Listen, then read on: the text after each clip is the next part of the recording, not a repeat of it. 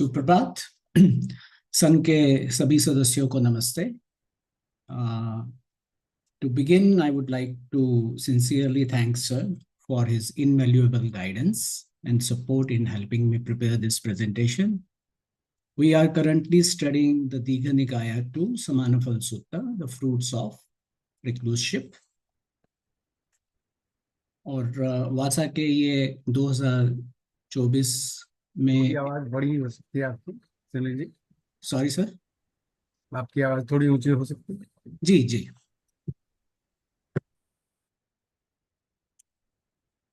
In the introduction to the sutta, Bhikkhu Bodhi has explained that the preliminary steps of the four requisites, that is the preliminary steps of moral discipline, sense restraint, mindfulness and clear comprehension, and contentment are the four requisites for one aspiring to attain the higher fruits of recluseship. In the previous session, Geeta ji discussed moral discipline, and today I'm here to talk about sense restraint. आवाज ठीक है राजेंद्र जी? That is Indriya Savar. Let's begin by outlining the structure of the presentation. First, we will explore the definition of Indriya Savar. Next, we will briefly revisit how the mind becomes defiled when the six sense doors come into contact with the corresponding objects. We'll also examine the importance of sense restraint. To dive deeper, we will analyze the sutta and gain insight through some examples and teachings from Venerable Ajahn Jayasaro. Afterward, we will shift our focus to Buddha's teaching in the Bahya Sutta. And finally, we will conclude the presentation with the fruits of sense restraint.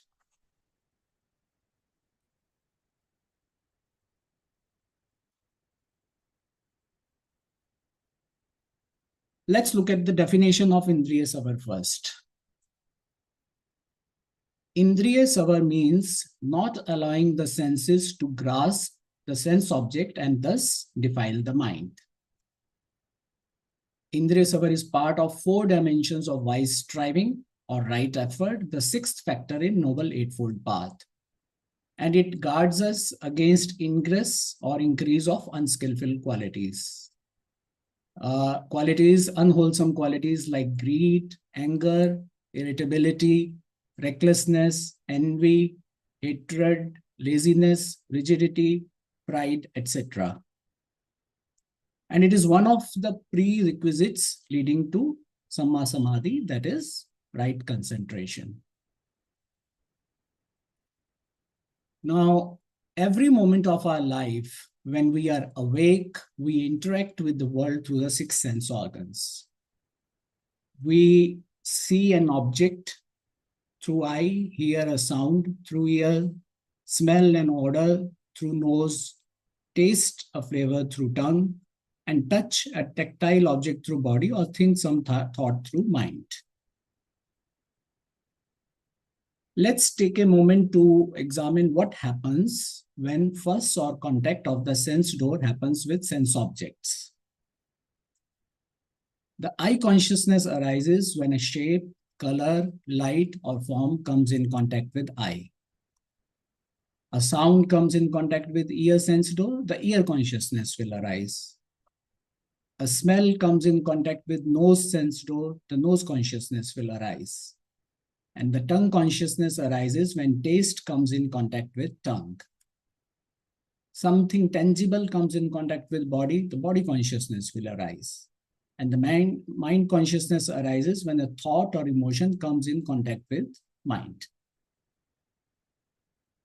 Now, as soon as cognition occurs, the second function of the mind, that is perception or sanya, comes into play. Its role is to recognize. And it draws from all the past experiences, memories, and conditioning. Perception not only identifies but also assign values to what is being recognized. Now we tend to implicitly trust the accuracy of our perceptions and become attached to them as my perception. To explore this further, let's consider this image. Two individuals standing on opposite sides view it, form their respective evaluation, and begin getting attached to their perceptions and about the correctness of their views, and then they start arguing about it. Moving on to the next step, once the evaluation is made, we experience pleasant or unpleasant or neutral feelings, that is Vedana. As we have previously studied, Vedana or feeling is the emotional tone of an experience, which can be either Sukhad, Dukhad, or Asukhad or Dukhad. Importantly, the nature of our response to these feelings will determine whether the mind will be defiled or not. And the wisdom lies in understanding that if we do not react to these feelings and we do not allow these feelings to regulate our life, we can respond to these feelings wisely rather than reactively and guard against increase of unskillful qualities. But for the unawakened beings with a tendency to react to the feeling, the process does not end here, and a bit of reflection would reveal that Vedana leads to Tanha only when these feelings are taken as belonging to me. Another critical point to reiterate is that when the ignorance is present, the feelings are taken personally and their impermanent nature is not recognized. And the response to them will be governed by pleasure-pain principle, that is PPP. Now, this principle somehow seems to be genetically coded in human race now. We like the pleasant feelings and want to hold on to them as long as possible. We dislike the pleasant feelings and want to get rid of them as soon as possible. And we ignore neutral feelings as insignificant and not worthy of attention. The mind then becomes continuously preoccupied with these, that is, the sense pleasure of Kam Tanha, the power and position of Bhav Tanha, and the aversion of Vibhav Tanha. The craving intensifies, becoming an obsession, resulting in grasping or clinging to the desired object. And it is grasping or clinging that magnifies the value of sense objects. And as we know, the actions driven by ignorance give rise to sankharas. And this is how the cycle of samsara keeps moving on.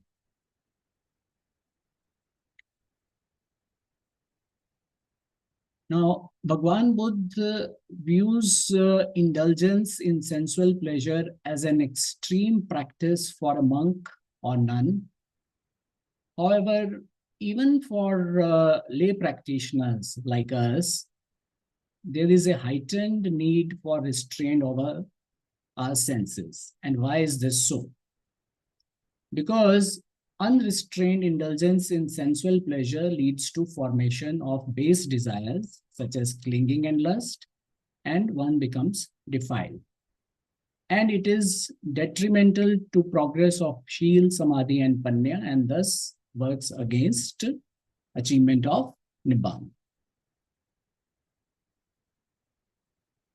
Now, we'll first read the sutta as it is, and then understand it with the help of a few examples. And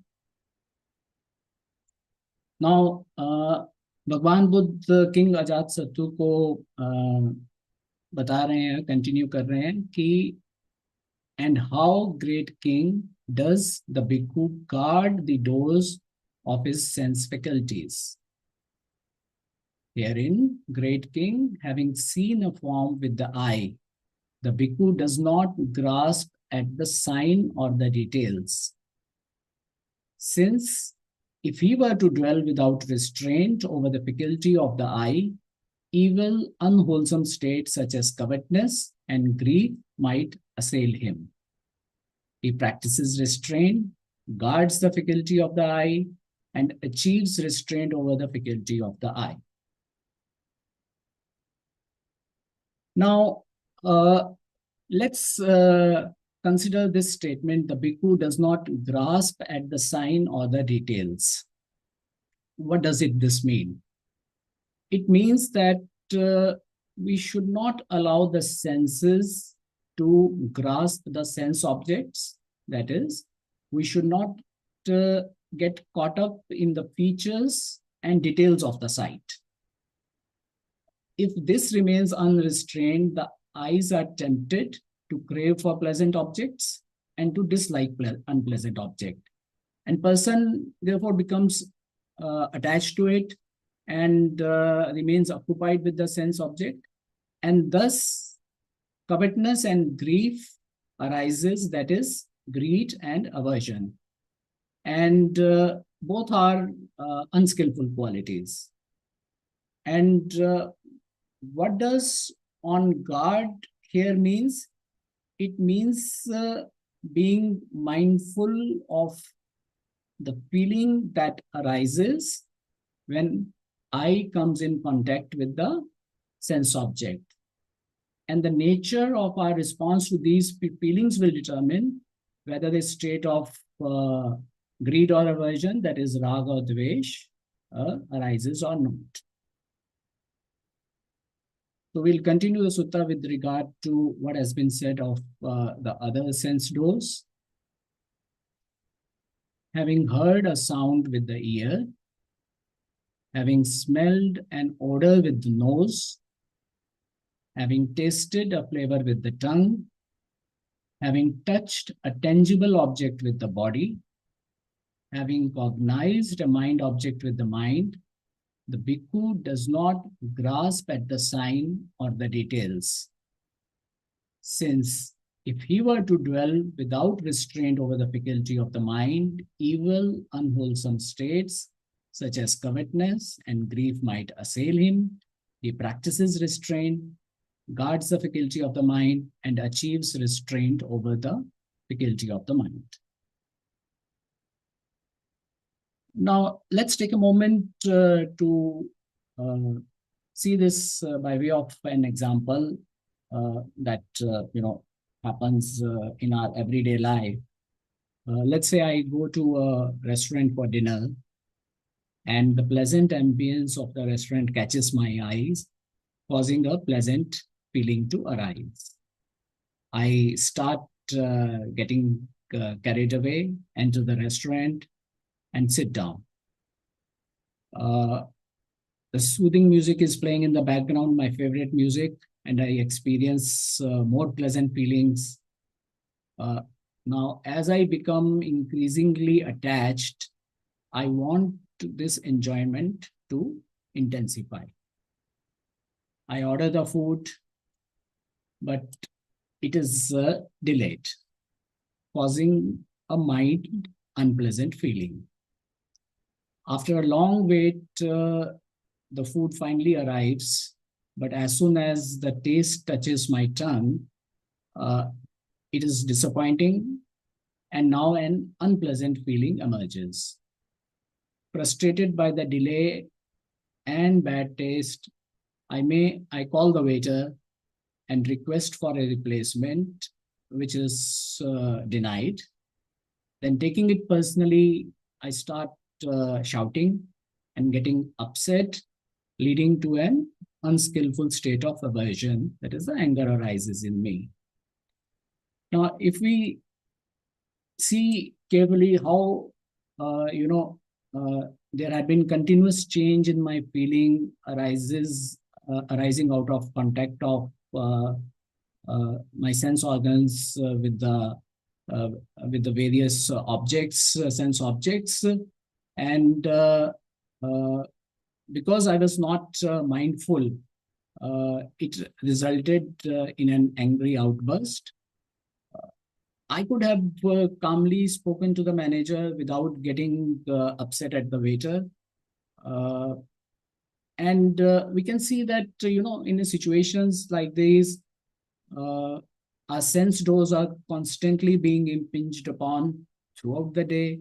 And if we are not vigilant, we keep generating sankharas over and over and over again. And uh, that's how the mind becomes defiled. But once the bhikkhu is endowed with this noble restraint of the sense faculties, he experiences within himself an unblemished happiness. Now, what does unblemished happiness means? It means the purified happiness of the higher consciousness, which is unblemished, unadulterated, because it is devoid of the blemish of defilements of greed and aversion.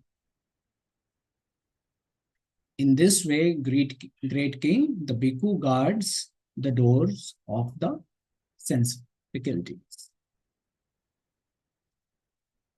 Now, sometime back, we had received this wonderful note from Ajahn Jayasaro regarding the Indriya Savar. So, what he advises us with regard to the Indriya Savar, I'll take up next. Ajahn Jayasaro says, the thoughts that arise in the mind during the course of the day are prompted by what we see, hear, smell, taste, touch, and are conditioned by what we have thought before. In themselves, these thoughts are harmless. But some of them may be powerful triggers leading to toxic train of thoughts, which is a major source of suffering. Now, let's pause here for a moment to examine that once contact occurs, the initial thought is typically harmless. So, if a thought arises, we simply observe it without attachment or judgment. Like if a worry about the future comes to mind, we just acknowledge it without getting caught up in the narrative or trying to solve it, just recognizing it as a thought and let it pass without engaging further. Because some of these thoughts can be powerful triggers and can lead to further toxic train of the thoughts, and that will become a major source of suffering for us. We cannot choose all of our experiences through the sense doors, but we do choose some. Now, again, here, let's pause for some time to delve deeper into this. It is important, I think, to note that while we cannot choose all of our experiences through the sense doors, we do have the ability to choose some of them. So that it's important to make that distinction and avoid unnecessary sensory stimulation that easily triggers unwholesome mental states. Now, Ajahn Jayasaro cautions us that it is not easy sustaining mindfulness at the sense doors. Through Indriya Samar, we reduce our heavy workload. Let's again take an example, in our times. In modern times, as we all know, our sense doors are, constantly impinged upon by the digital world through social media, OTT platforms, smartphones, and more. And if we are not mindful, this can easily lead to unwholesome mental state. So what Ajahn Jayaswaro advises us is to make conscious choices about our sense experiences and avoid unnecessary sensory stimulation that may trigger such states. However, as we go about our day, we have our work obligations, we have family obligation, societal obligation. We may encounter situations where we cannot control these experiences, and it is in those moments it is crucial to guard ourselves at the level of the sense dose and the feelings that arises as a result of the contact.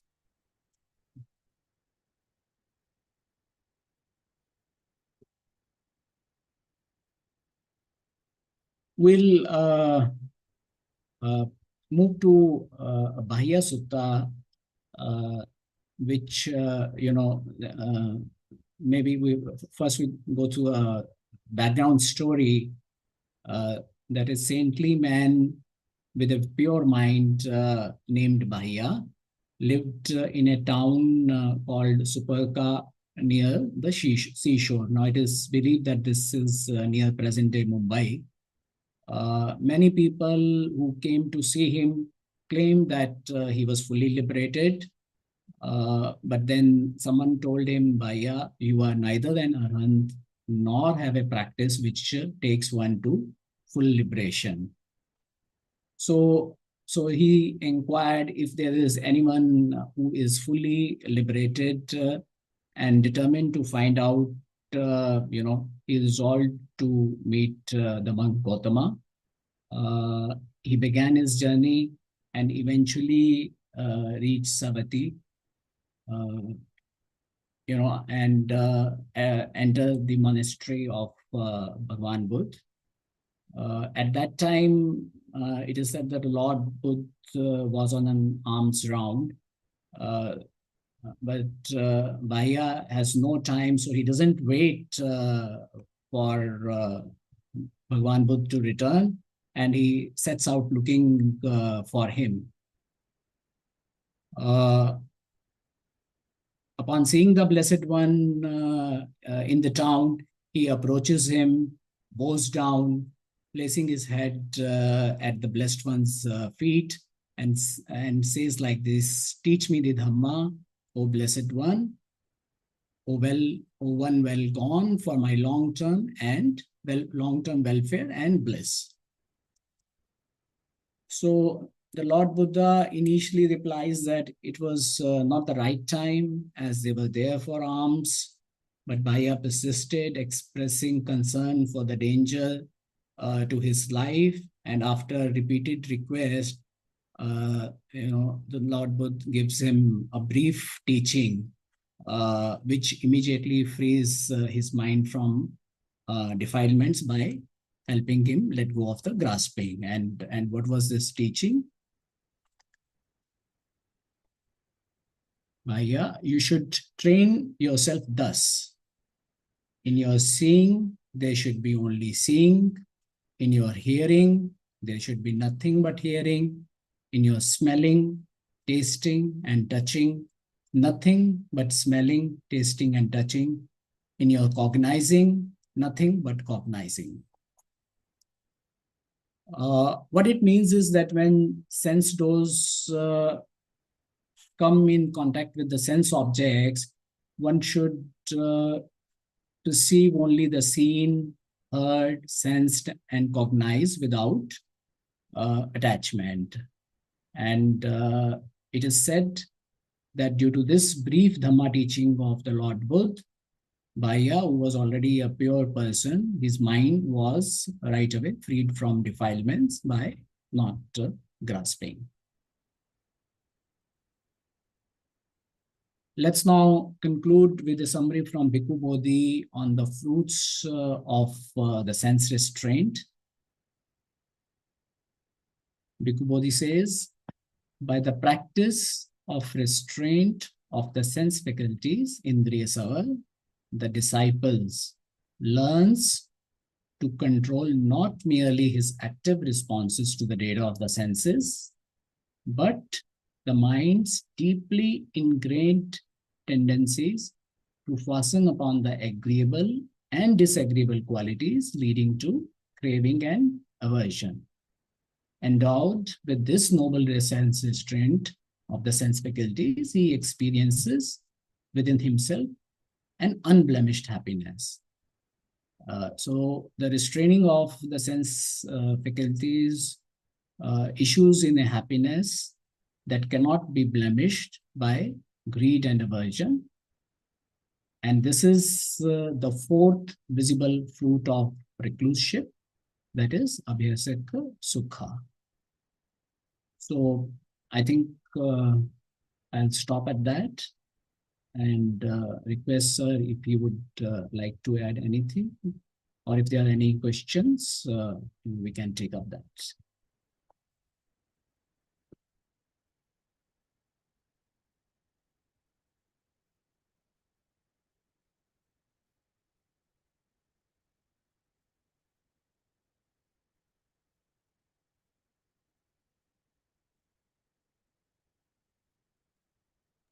कुछ प्रश्न हो या observation हो तो share कर सकते हैं।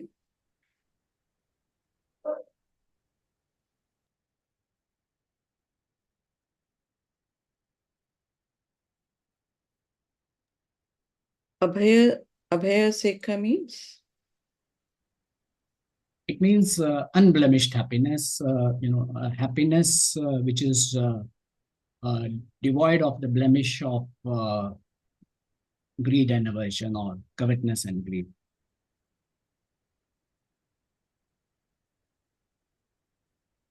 There's no trace of greed or aversion in the one who has practiced Indriya Saval so well.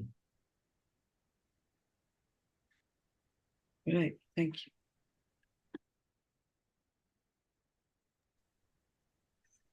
Sunilji, thank you for the presentation. The question is, one does not grasp the sign or the details. The reality is it happens automatically. The moment we come in contact with sense tools, it happens automatically. Is that meaning that the minus of sanya, not evaluating the things, but the reality, it happens automatically the moment we see it? Yeah, I think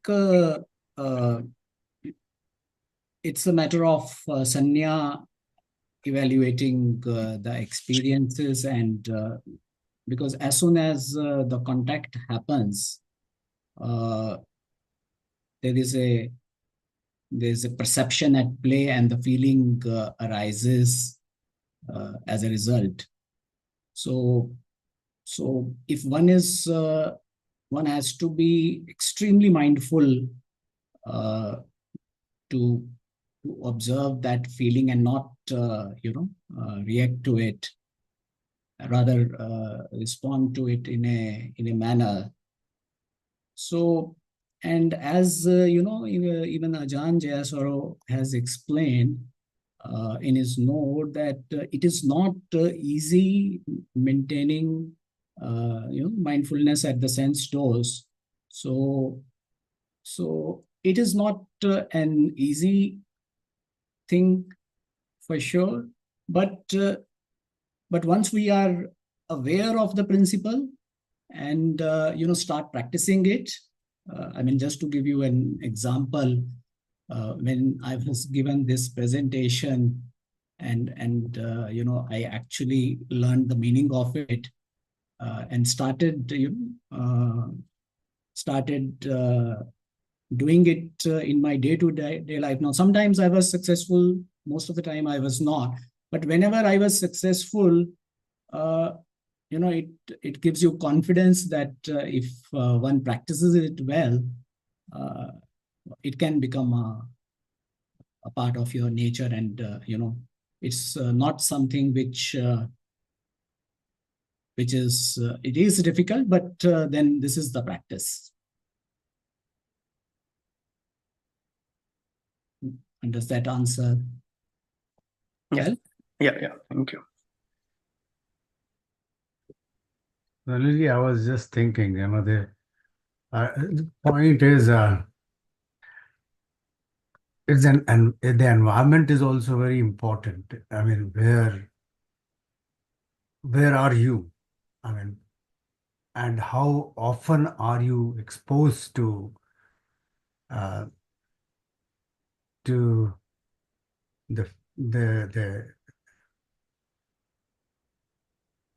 the attraction that gives you those senses go through. If your environment is not conducive for practicing this on daily basis, it's really very difficult. I think when we say, for example, I'll tell you, in our society we have Navaratras nowadays. So I think our ancestors were really wise. They divided the entire year in various such festivals or festivities where you had to restrain your sensual. I mean, today now in Navratras, people have not even eat egg also. So everything is purely vegetarian. And in the same way, there are certain श्राद्ध हैं, तो उसमें भी आपको कुछ खाने की वो limitations. तो ये जो environment बनाया जाता है, तो मुझे लगता है कि ये भी एक बहुत ही important factor है. We are lucky to be born in a society where such things are already there, and they have been designed for this practical thing. Otherwise, it is, as you very rightly said, you are going in a restaurant. Now there, to have a sensual restraint towards the food which is being served, say, buffet system है, वहाँ पे आपको खाना है, तो invariably it happens that you fall into the greed and you take what otherwise is not suitable for you also. मिठाई पड़ी हुई है, आपको पता है आपको शुगर है, फिर भी आप उसको ले लेते हैं. तो वो भी एक मन का जो एक हिसाब किताब है, चाहे आप कितने भी प्रैक्टिस किए हो, अगर वो एनवायरनमेंट आपको कंड्यूसिव नहीं मिलेगा तो बड़ा मुश्किल होता है. मेरा मतलब ये कहने का था. I agree with you, sir. I agree with you.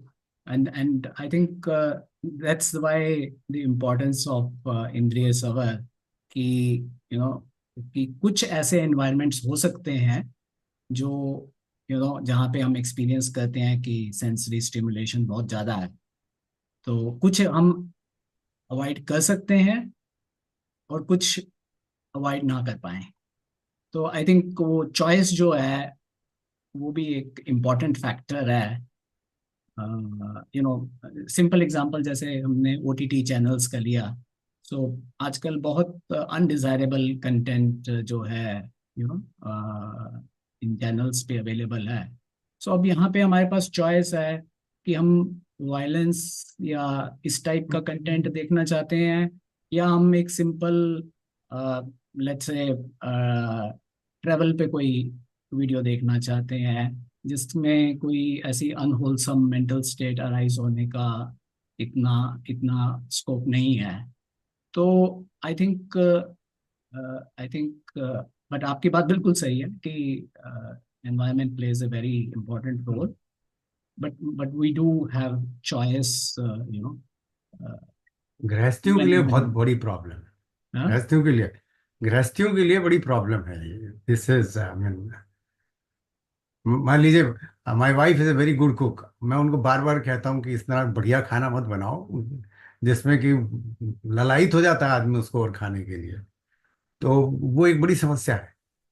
और मुझे याद है कि एक समय था कि मैं I would be strictly not taking pyaz and this and that, everything was taboo for me. लेकिन आज ऐसा नहीं है, क्योंकि वो फिर एनवायरनमेंट बदल गया मेरा. The day I got married to her, तो इतना एनवायरनमेंट बदल गया कि वो खाना अच्छा बना रही है तो हम खा रहे हैं. तो उसमें सब कुछ हो गया, फिर बदल ही गया सब कुछ. तो ये मैंने देखा कि कोशिश तो है फिर भी अभी जारी है, लेकिन बहुत मुश्किल काम, नॉट दैट इजी. मैं खाली I am just talking about one sense door.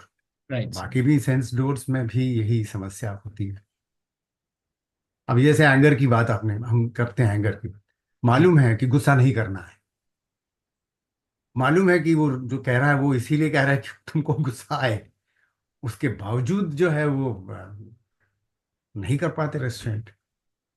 बहुत सोचते हैं, विचार करते हैं, नहीं करना नहीं करना नहीं करना, नहीं, हम फूट जाता फिर एकदम से। तो ये कंटिन्यूअसली ऐसा चल रहा है मेरे साथ, but anyway I am trying my best. But I'm reminded of a verse from Dhampad, जहाँ पे ये कहते हैं कि जो a bucket of water fills drop by drop, and we also improve ourselves little by little. So I think excellent excellent. जो हमने improvements की हैं, बिकॉज कि हमारे पास ये इतना ये नॉलेज है जो विच इज रेयर। सो और हम इस बात पर हैं, तो आई थिंक हमें थोड़ा अपने आप को इस नज़रिए से भी देखना चाहिए कि जो हमने इम्प्रूवमेंट्स की हैं little bye little, at least we may not be successful all the time, but yes, there is a resolve that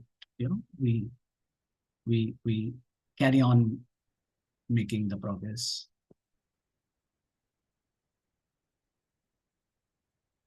thank you Sunil ji, thank you very much. Thank you, sir. जी Yashika ji. I have two questions. You can hear me, yes? मेरी आवाज़ आ रही है ना आपको sir? जी आ रही है। Sir मेरा दो क्वेश्चंस थे। ओके, वन क्वेश्चन इज, ये जो आप नोट फ्रॉम अजान जैसारो बता रहे हो, these are the yellow pages क्या, जो ग्रुप पे आते हैं? Right ma'am. Okay, and the second question is, I think I have a feeling that this is more about my personal practice. But anyway, you started the slide with the 4 requisites for, I'm assuming, monkhood. Now, the fourth one on that is contentment. जी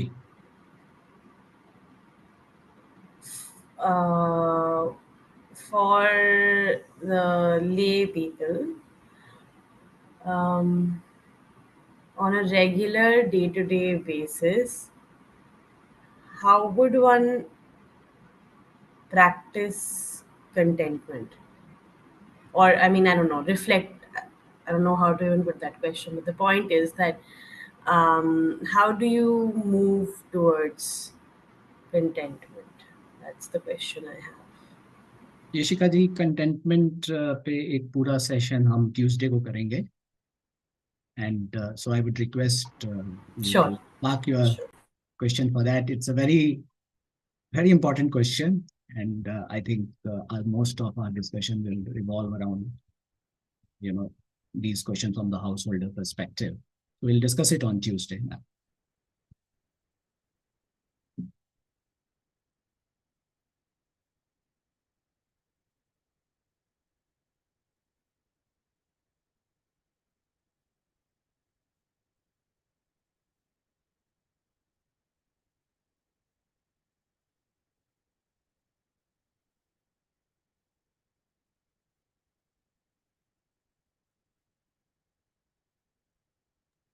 आपने कुछ right effort की भी बात की थी ना शुरुआत में?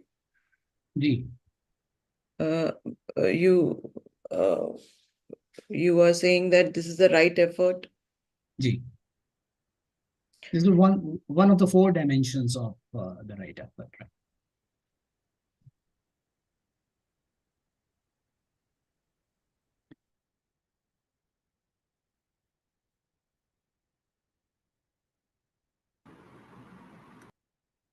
Which is prevention of unwholesome traits to come in, right?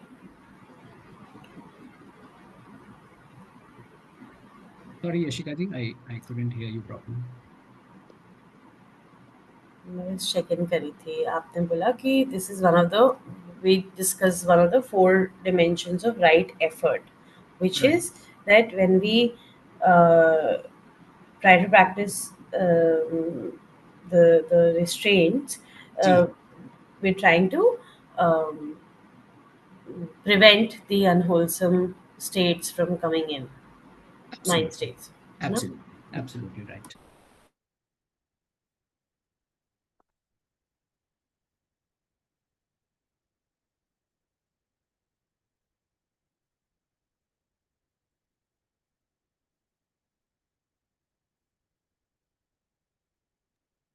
और कोई प्रश्न नहीं है तो हम कुछ देर ध्यान में बैठ जाते हैं, और फिर उसके बीच में अगर कोई प्रश्न आता है तो 6:45 तक आप हैंड रेज कर सकते हैं, otherwise will meditate till 6:55. Okay, so maybe just quickly two comments, है ना? एक तो जो the thing that Prakash ji said, I think technically we should be clear that the reactivity is not automatic. You know, that's why there is the ability that's why there is the scope for us to break out of the cycle. So the automaticness is until feeling. So it appears automatic to us as a consequence of our under cultivatedness or uncultivatedness. So just to be clear, in a technical sense, restraint is possible precisely because at the point of feeling we are able to exercise restraint. Dusra, and I'm trying to think how to say this as digestibly as possible. Abhi jo hamara this discussion that happened in relation to, you know, conditions being a certain way and things being difficult. Maybe this itself is a good opportunity to check and practice sense restraint. When I hear a certain type of voice, okay, this is the teaching, this is sense restraint, and so forth, it appears that what happens is that the mind immediately, that there is some mild unpleasantness. And the immediate reaction to this are these thoughts कि परिस्थितियां ऐसी हैं, हम गृहस्थ हैं, and so on and so forth. और जो बहुत अच्छा सुनील जी ने बताया कि हम we grasp onto the signs and features. तो जब इस तरह के का ये reaction आया, then the mind, in that sense, colloquially speaking, believes it. So we can see even in course of this Subeh ka Satra, already there is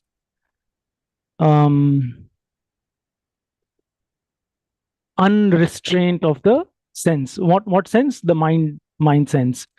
कि हाँ ये मुश्किल है, ये ऐसा है, ये वैसा है. Which, of course, at a conventional level is true.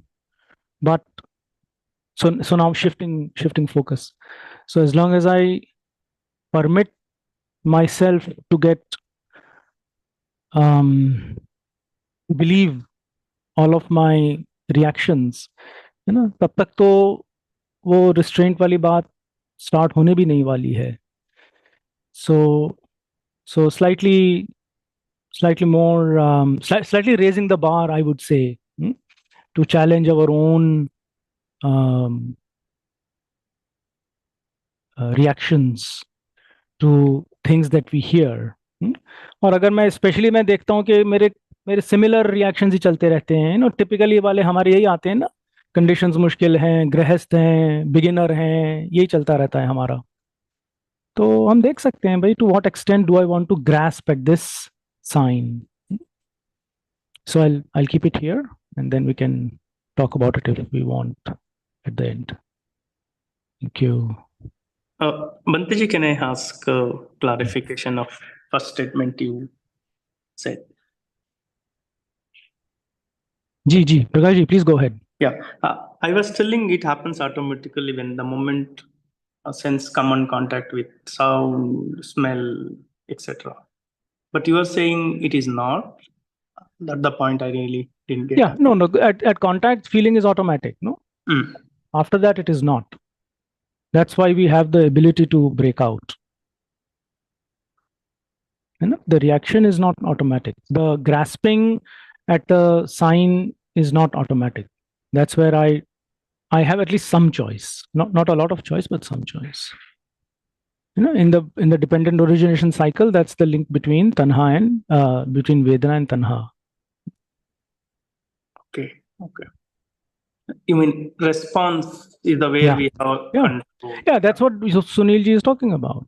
Mm. Sense restraint is once there is contact, there is the experience of pleasant, unpleasant, neutral, and then what does one do after that? Okay.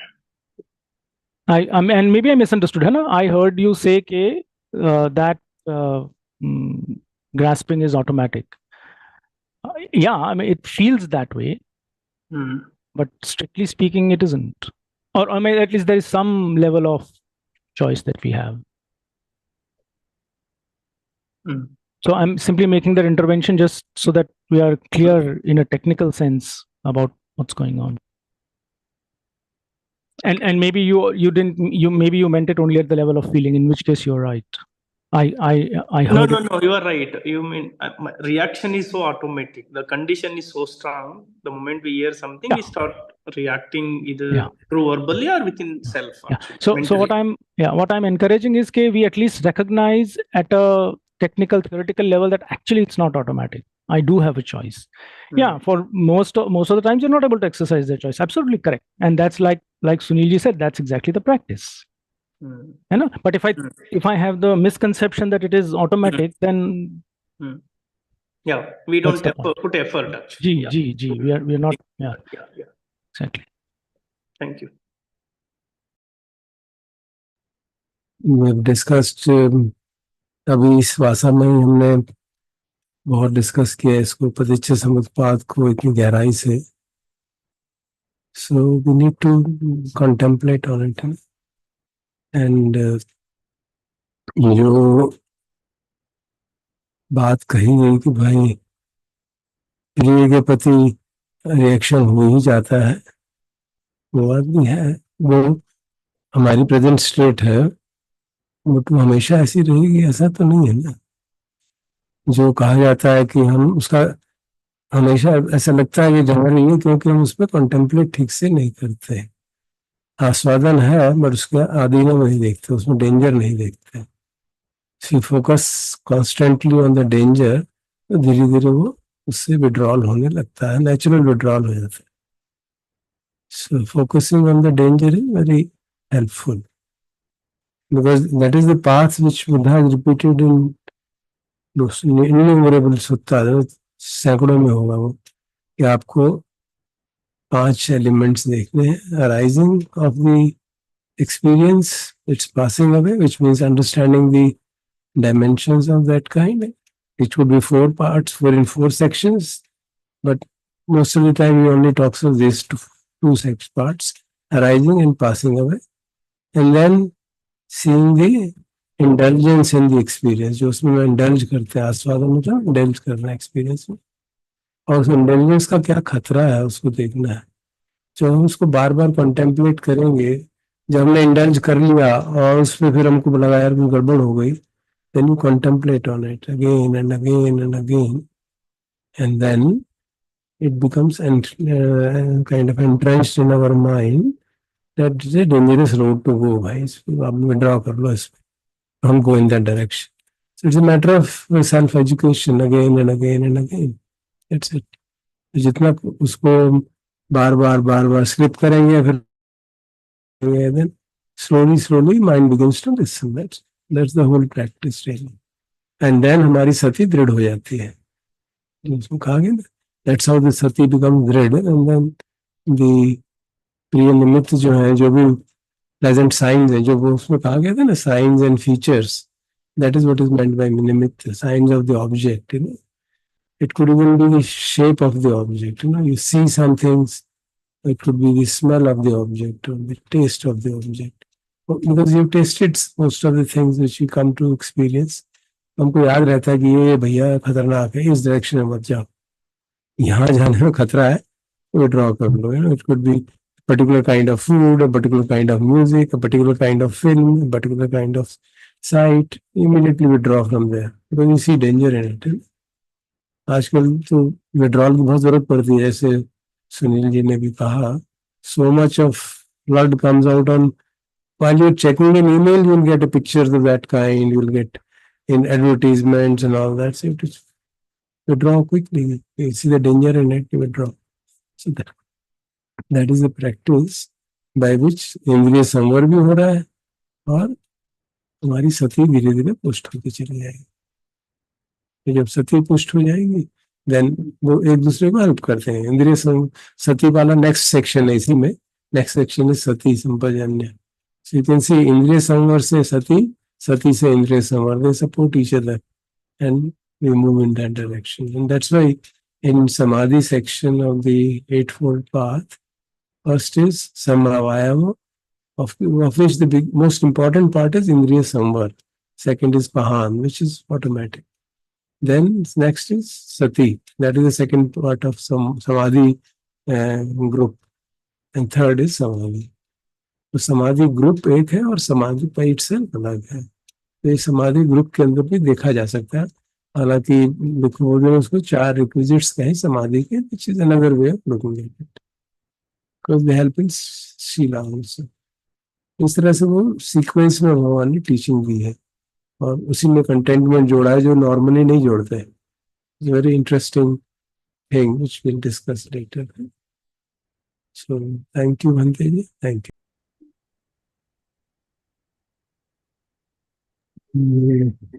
Sutta, the cognition part is mentioned as Vijnane Vijnanamattam Bhavishyati. So when there is any knowing of any, it is a general statement. When there is any knowing, there is only knowing, but no other appendage happens. So this state is not reached just by Indriya Samvat. There is much deeper understanding involved. Because along with this issue of there is only seeing and seeing, there is also the issue that you are neither there nor here nor somewhere in between. So when there is seeing, it is not my seeing, it is just seeing. So the sense of self is also attenuated. So it goes, this sutta, Bahya or Malukyaputta, goes much beyond Indriya Samvar. It has an addition, Anatma Bodh included in it. मैं इसी के बारे में बात कर रहा था सुबह की, सेल्फ का इसमें काफी रोल होना चाहिए. If we read the whole sutta, there is mention that when for you there is only seeing and seeing, then you will not be here, which means in the seeing portion, neither there, which is the seen, nor somewhere in between, that is, nor in the interaction process. So you are neither attached to the sense object, nor to the sense door, nor to the consciousness which arises based on the two. So then it means there is total elimination of sense of self. So the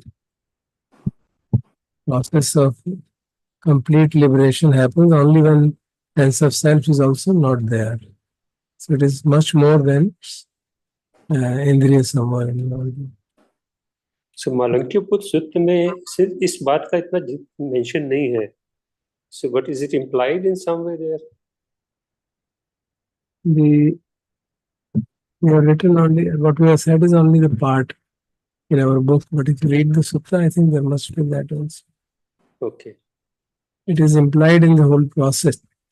In Bahya Sutta, there is mention of that. तो वहाँ पे clear mention है इसका. So in Malukyaputta, we'll have to check up. Because what हमने जो किताब में लिखा हुआ है उसका अंश है, वो पूरा नहीं है. So if you see 35.95, we can check up. Ji. Irrespective of whether it is mentioned there or not, it is obviously implied.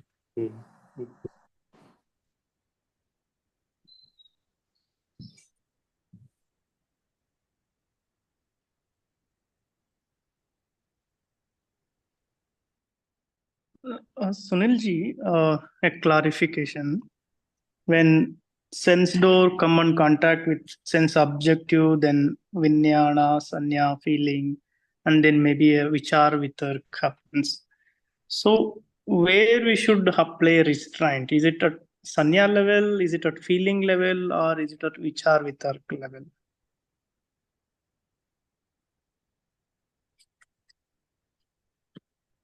मेरी जितना मैंने इस सुत की जब प्रेजेंटेशन के लिए मैं तैयारी कर रहा था, तो जितना मुझे समझ में आया है कि इसको संज्ञा के लेवल पे अगर अप्लाई करें कि वहां पे अगर हमारी जो इवैल्यूएशन है, जैसे सुबह हमने वो एक इमेज भी देखी थी कि वो एक तरफ से वो 6 दिखाई दे रहा है, दूसरी तरफ से 9 दिखाई दे रहा है, और दो व्यक्ति जो है आपस में उसके ऊपर फिर आर्ग्यू करना स्टार्ट कर देते हैं based on the trust that their perceptions is right. मेरी अंडरस्टैंडिंग के हिसाब से I think perception is the level, but sir can help us clarify it further, if there's something more to it. Firstly, I was just looking up the Malukyaputta Sutta. There also it is mentioned this issue of Malukyaputta Ditthe Sutta. Or let me read the translation. When this is the case, you won't be by that. When you are not by that, you will not be in that. When you are not in that, you will not be in this world or the in between the two. So that part is already there in the sutta, because that completes the instruction about sense of self not being involved in the process. So without that, liberation is not possible. Okay, so that's one thing. Secondly, the question really is in terms of practicality of it.